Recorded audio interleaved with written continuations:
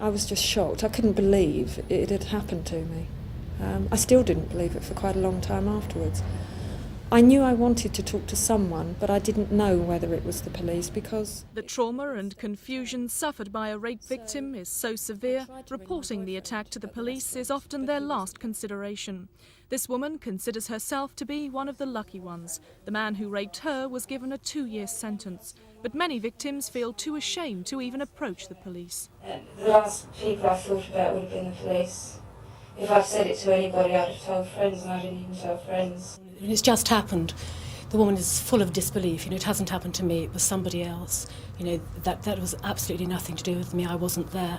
And they totally ignore the fact that they have been raped.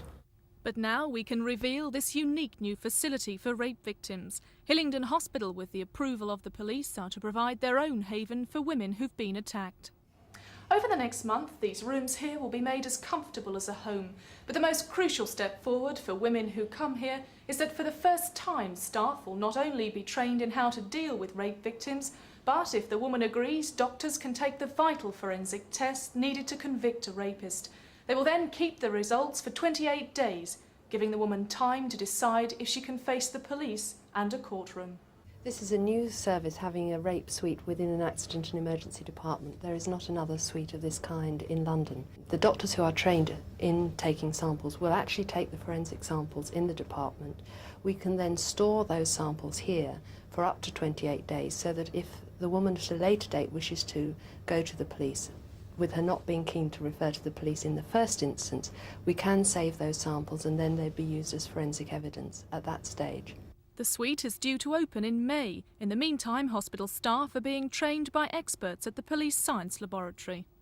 It is important because we recognise that not every rape victim has the confidence to report to police in the first place, and the availability of a facility like this enables them to receive impartial advice on police and court procedures in order that they can then make an informed decision as to which way they want to go. Forensic evidence is very important because what we're often looking for is corroboration of the victim's story, and often it is the forensic evidence that provides that corroboration, the link between the person who has committed the offence and the lady who has been raped. Police, conscious of their failings in the past, are now constantly reviewing the way they deal with rape victims. These specially designed rape suites, staffed by highly trained women police officers, are in use all over London. Medical is essential. Because we need every forensic bit of evidence that we can get, because it will assist us when we get to court. Who's going to be coming to do it, and what do I have to do? Right, we've got it's a female doctor. She's excellent. But however hard the police work to improve conditions for rape victims, 30 to 40% of the cases they deal with never make it to court because the Crown Prosecution Service are not satisfied with the evidence. It's hoped the new suite at Hillingdon will go a long way to improving the chances of forensic evidence being available to police.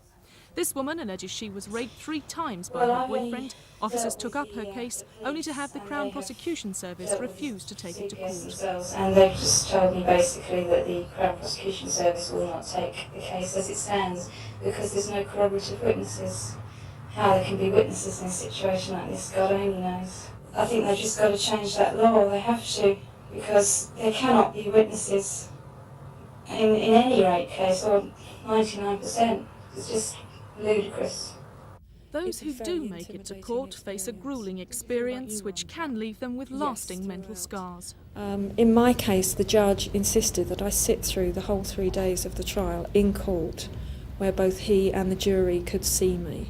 So, in fact, it felt as though, although I was in the witness box for half a day, that I was actually on trial for the entire 3 days of it, because they were watching me.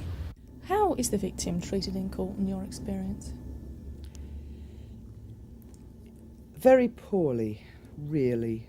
At the end of the day, if he pleads not guilty, she's being called a liar. And she can expect the constant challenge. You are lying, you are lying, you are lying. Because the guy that's accused of it quite simply isn't admitting it. She has the fear of facing him in court. Some courts will supply screens, but not all of them. So the actual criminal justice system I really can't fault it, but the way that she's dealt with in court, there's lots of things that could be done to ease her generally